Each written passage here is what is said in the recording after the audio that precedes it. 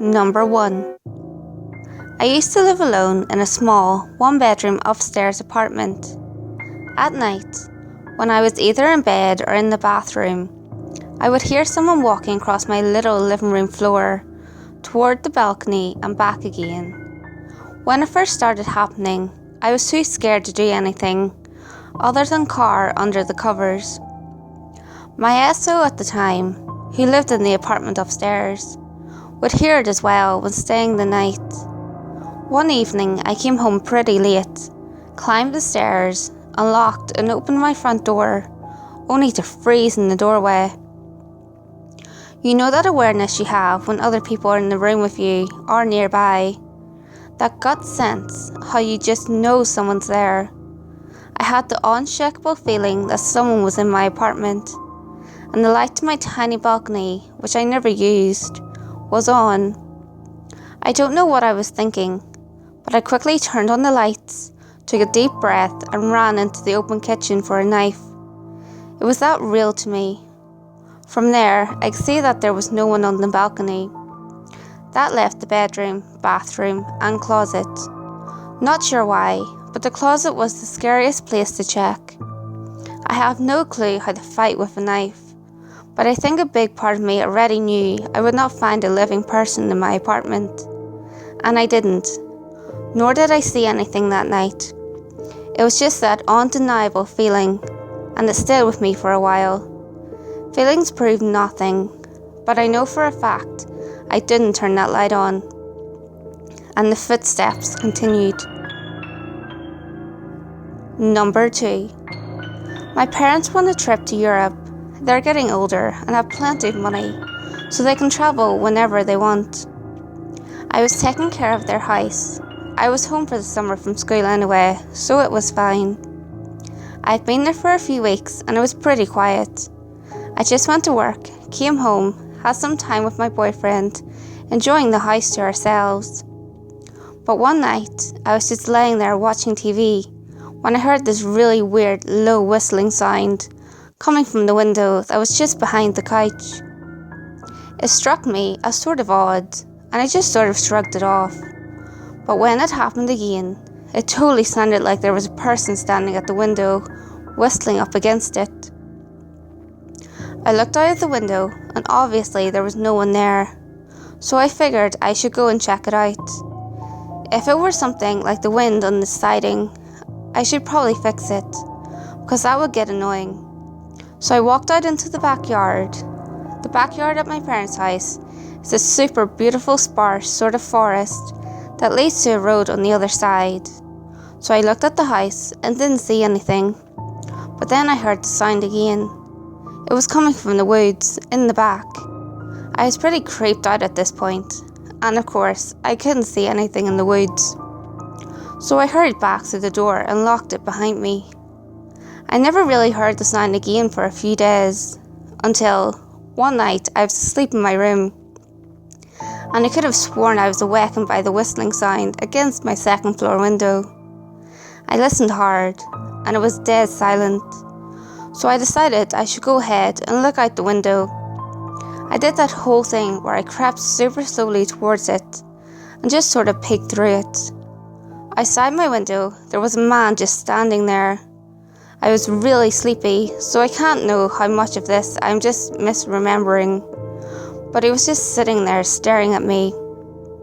I was completely frozen, and slowly, the man pursed his lips and I could hear the whistle again. It was crystal clear and made me feel like crying. I tore myself away from the window and hid under my covers. The next night, I insisted that my boyfriend stay with me. He did, and of course nothing happened. He figured that I was just tired and delirious, and maybe I was right. It gets kind of anticlimactic here, but I didn't hear it for another week or so. When it did, was just one small whistle happening randomly, coming from a wall or something. It just happens every week or so, and it always freaks me out tremendously. The weirdest part is that I kind of started doubting the accuracy of my memories, particularly my encounter with the whistling man. Number 3. About 4 years ago, I went on a cruise with my best friend. We partied, gambled, and shopped all over Mexico. One night, I passed out from drinking a shit ton of vodka, and around 2 or 3 a.m, I randomly woke up out of a dead sleep to the patio door opened. I look over, see that she's sleeping, and get up and shut it. I was half asleep, but still thought that this was weird, because on cruise ships, you have to literally slam the door, and it automatically locks from the inside. I fall right back to sleep. However long later, I wake up again, out of a dead sleep, and see a mangled, bloodied man standing at the end of my bed, with his head crooked on one side. I thought I was dreaming, blinked, and it was still there, staring at me. I threw the blanket over my head, because that would save me. I made myself go back to sleep. In the morning, before I can say anything, my friend said she woke up in the middle of the night because the bathroom light and faucet were on. I freaked out and told her the story. I have never had a paranormal experience, but I swear on everything, I fucking saw that. After getting off the cruise, I looked stuff up online and came to find out the boat we were on has a lot of paranormal activity, and a lot of people have fallen off or committed suicide. I also get chills thinking about it. Number 4.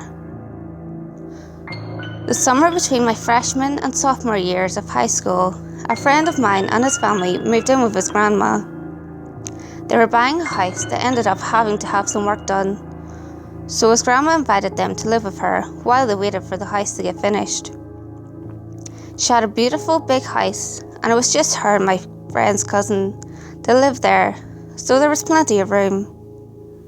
My friend's cousin was 2 years older than me and was going into her senior year of high school. The house's living room had a vaulted ceiling with floor-to-ceiling walls on all sides. It looked amazing, but gave you no real privacy. It wasn't a big deal though, because the house sat about 500 feet off the road and had woods surrounding it on all sides. Shortly after my buddy and his family moved in, I went over on Saturday to spend the night. My buddy's room was small, so we decided to sleep on the 2 couches in the living room. Just as we were getting ready to go to sleep, about 1 a.m, we see someone walk past the window outside. We freak out. We get his dad, who shuts off the lights in the house. About 100 feet away in a tree line, you can see a small red light as if 2 people pass a cigarette back and forth. They're just standing there watching the house. His dad calls the police, then opens the front door and yells, and the 2 guys take off. The police find nothing over there. The woods are full of little game trails, so there is no telling where the guys went. The interesting thing is that there are only 3 houses within about a mile of each other, and none of them have older kids. One has very small children, and the other 2 have no kids. So we have no idea where the people came from. A few weeks later, another friend and I both spent the night there. The 3 of us walk into the living room at about 10 p.m. to watch a movie, and there's a guy standing looking in the window. We freak out and he runs off. Again, we can see the lights of cigarettes in the distance. Over the course of that summer, there were multiple encounters with the Watchers. There were 3 places they would come and stand, and we could never forecast if they would come or where they would be. They would knock on the windows. Once they shook the front door so hard it set off the burglar alarm. At times we would just see them in the tree line watching the house. Once they took lipstick and wrote, "Hello," on the window. During the day, we combed the woods trying to find them, but never could. We thought it was likely guys from our school trying to catch a glimpse of my buddy's cousin in her bikini, or in her underwear, because she was hot. But it would have been a hell of an effort just to maybe catch a glimpse. We never found out who it was. Eventually, the house my buddy's family was buying was fixed, and they moved. Who the Watchers were and what they wanted is still one of the great mysteries of my life. Number 5. Most memorable, unexplained event in my life happened while snowshoeing a few miles away from a small northeastern town in Oregon. The sun was just up and there was a fresh layer of snow about 4 inches worth. The forest was quiet, eerily quiet. It was one of those places that just makes your hair stand on end. I felt something was watching me. At this point, I turned around to head back to my car, only to find a fresh set of human-sized prints right behind my own. Scary part is that the snow was about 2 feet deep, and these prints were only pressed in a couple of inches. There was only a right print, and it only occurred in intervals of 10 feet or so. They started from nowhere and ended near where I had stopped to turn around. What the hell was following me? Hey guys, if you enjoyed this video, give it a thumbs up and share it with your friends. You can also leave a comment below. All feedback, good or otherwise, is always appreciated. If you have any creepy stories of your own, or have any topics that you would like me to cover, feel free to send them in via any of my social media. You can find all links to my social media in the description below. Until next time guys, make sure you lock your doors, stay safe, and I'll see you next video.